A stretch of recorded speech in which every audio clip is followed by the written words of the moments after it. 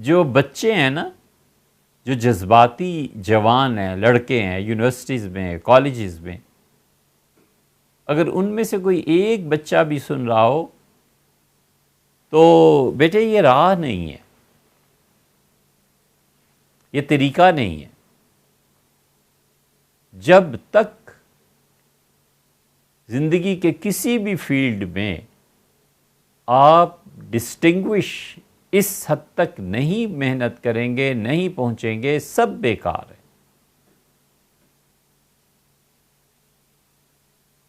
آپ برا مانیں گے یقیناً، کوئی پرواہ نہیں، آج برا مانے، پھر وقت بتائے گا آپ کو آپ نے برا مانا، ٹھیک مانا تھا یا غلط۔ یہ جو خبط سوار ہے نا بچے بچے پہ، امت امت امت، یہ زبان سے تسبیح پڑھنے سے امت کا درد اور امت کچھ نہیں ہوتا۔ آپ کا کریکٹر کیا ہے، آپ نے محنت کتنی کی ہے، آپ کی ہمت کتنی ہے، آپ کتنی راتوں کو تعلیم میں بسر کر کے صبح کر سکتے ہیں، آپ نے اپنے پڑھنے کے دور میں کیا کیا ہے۔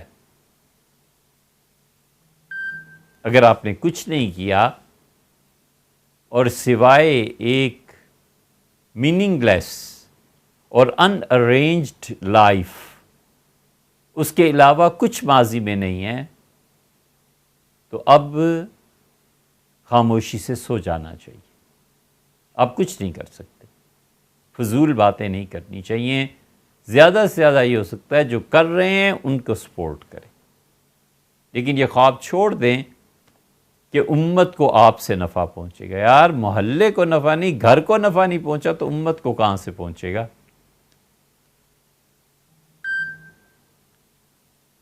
اس لیے ہم ایک خیالی دنیا میں ہمارے بچے بس رہے ہیں، اور وہ دنیا کبھی بھی وجود میں آنے والی نہیں ہے جب تک کہ وہ اپنی زندگی کے مقاصد کو متعین کر کے اپنا خون پسینہ ایک نہ کر دے۔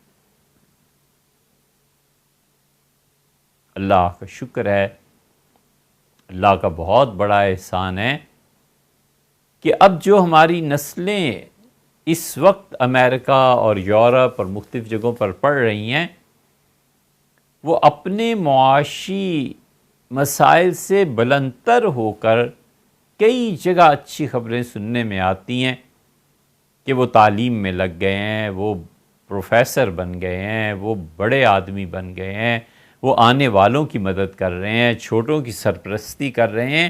یہ کام کرنے کا ہے، کیونکہ انہوں نے معاشی تنگی نہیں دیکھی، اور ہم معاشی تنگیوں میں مبتلا ہیں۔ ہم ایک اچھا ادارہ نہیں بنا سکتے کہ کام کیا جائے۔ ہم نے کئی مہینے پہلے درخواست کی تھی، دنیا بھر میں جو ہمیں سنتے ہیں، ہم نے کہا تھا ہم نے ایک لائبریری کراچی سے خریدی ہے اور آپ اس کی پیمنٹ کریں۔ پھر کیا ہوا؟ کچھ بھی نہیں، 2 یا 3 لاکھ پہ ہوئے، باقی ابھی تک باقی ہیں۔ اس لیے معاشی اسباب اور وسائل جو ہیں ان بچوں کو پیش نہیں آئے۔ جو بچے یورپ میں پلے بڑھے ہیں یا امریکہ میں، بہت کم ان کے والدین نے محنت کی، انہوں نے کہا بچوں اس کی فکر نہ کرو، یہ میں تمہیں سنبھال لوں گا، تم اپنا کام کرو۔ ان میں سے بہت سو نے کام کیا الحمدللہ۔ یہ ابن جریر طبری، انہوں نے کہا جی چاہتا ہے کہ قرآن پاک کی تفسیر لکھوں، تو لوگوں نے کہا حضرت لکھیں، تو انہوں نے کہا پڑھو گے؟ ان کا ہاں پڑھیں گے۔ تو انہوں نے کہا کتنی تفسیر ہوگی؟ تو انہوں نے کہا جب تفسیر ہی لکھنی ہے تو 30-40 جلدیں ہونی چاہیے، یہ کیا تھوڑی تھوڑی چھوٹی چھوٹی تفسیریں۔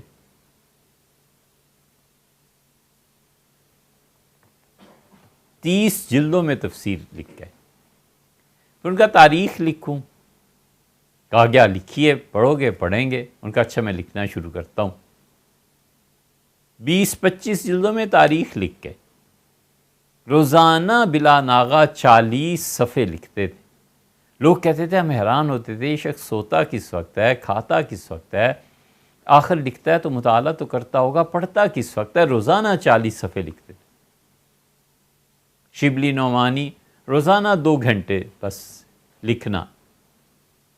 سید سلیمان ندوی رحمۃ اللہ علیہ لکھا ہے کہ تہجد کے وقت اٹھتے تھے، لیٹے لیٹے عربی کے فارسی کے شعر پڑھتے رہتے تھے، اور جب دل شاعری سے بھر جاتا تھا پھر اٹھتے تھے، وضو کرتے تھے، نماز پڑھتے تھے، اور دوپہر میں 2 گھنٹے بس، اور میں ان کے سامنے رکھ دیتا تھا کہ یہ چیزیں ہیں، اور اس پہ وہ تحریر کرتے تھے۔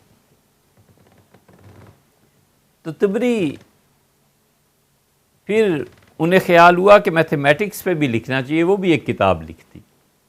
پتہ نہیں کتنی کتابیں انہوں نے لکھی، ہزاروں صفحات لکھ کے دنیا سے گئے، اور سفر پہ جا رہے ہیں، کتابیں لکھ رہے ہیں، مطالعہ ہو رہا ہے، کتابیں نقل ہو رہی ہیں۔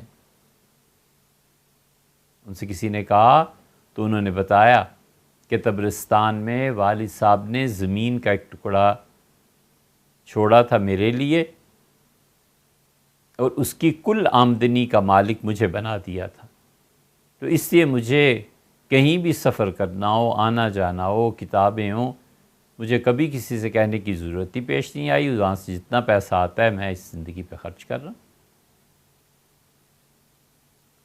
تو معاشی اسباب اور وسائل کے بغیر اس دنیا کے کام نہیں چلتے۔ اس لیے جو ہمارے بچے ہیں، یہ جو اگلی نسل ہے، اگر ان میں سے کوئی بھی سن رہا ہو تو بچوں اس کو خدا کا بہت بڑا انعام سمجھو کہ آپ اپنے والدین کی وجہ سے معیشت میں بالکل بے نیاز ہیں۔ آپ پڑھنے والے بنیں، آپ قیادت کو سنبھالنے والے بنیں، بندگی کا جوہر ہونا چاہیے۔ اور یہ نہیں ہے، یہ مت سوچئے گا کہ جو آپ کو کہنے والا ہے اس کا ماضی دیکھو تو وہاں کوئی تعلیم، کوئی علم، یہ چیزیں نہیں ہیں۔ ہمارے دوست جانتے ہیں جو کچھ بھی ہے، کیونکہ نصیحتیں کرنی آسان ہوتی ہیں نا، اور اپنی زندگی جو ہوتی ہے پیچھے برباد، بچے پھر کہتے ہیں کہ خود کیا کیا ہے، مجھے جو آپ کہہ رہے ہیں تو آپ نے خود کیا کیا ہے۔ ایک صاحب تھے بلا کے سگریٹ نوشی کرتے تھے، سگریٹ کے بغیر ان کا گزارا ہی نہیں تھا۔ روزانہ جب صبح سو کے اٹھتے تھے تو اس سے لے کے سوتے تک روزانہ 40-50 سگریٹ پیتے تھے۔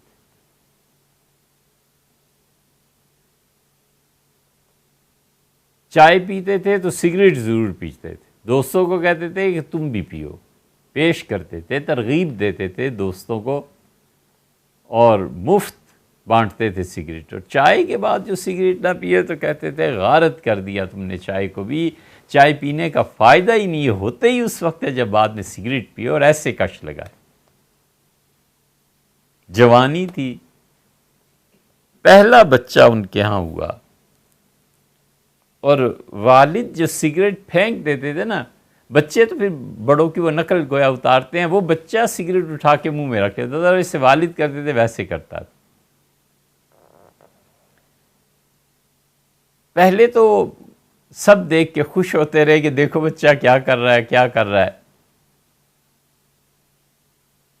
اور پھر بچے نے باقاعدہ طور پہ سگریٹ پینے شروع کیے، چھوٹا سا بچہ، اور والد نے جو ہی پھینکا اس کے بجھنے سے پہلے اس نے اٹھا لیا۔ اور وہ جو دوستوں کو تبلیغ کرتے تھے کہ سگریٹ پیو اور یہ اور وہ، دوست بھی آگے سے بحث کرتے تھے کہ سگریٹ پینے کا فائدہ کیا ہے تمہیں، پھیپھڑے گل وغیرہ وغیرہ۔ تو ایک دن اس بچے کی ماں نے ڈانٹا اور تھپڑ مارا اور کہا خبردار جو آئندہ آپ نے سگریٹ پیا، بیڑی پی۔ تو والد دیکھ رہے تھے جو سگریٹ کے بہت بڑے پرچارک تھے، تو اس نے روتے ہوئے کہا کہ ابا بھی تو پیتے ہیں۔ بس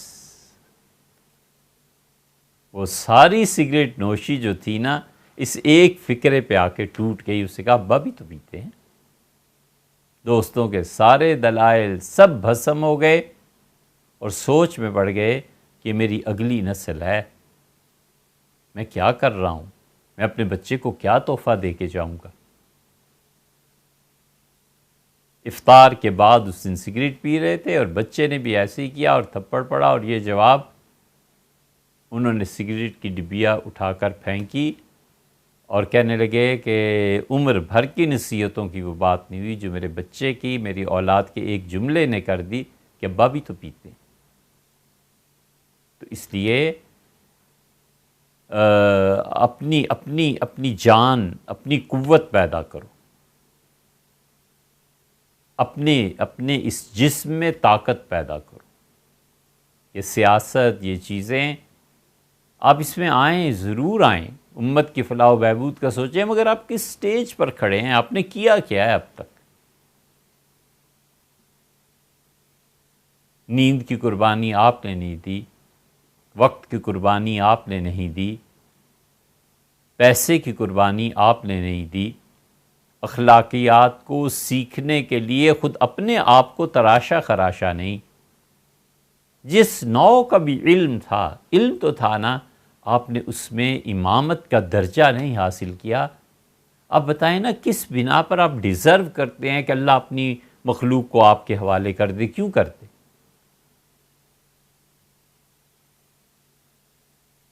اس لیے یہ جو سوال تھا نا آغاز میں کہ اب ہم کدھر جا رہے ہیں، یہ ہم سب کو سوچنا چاہیے.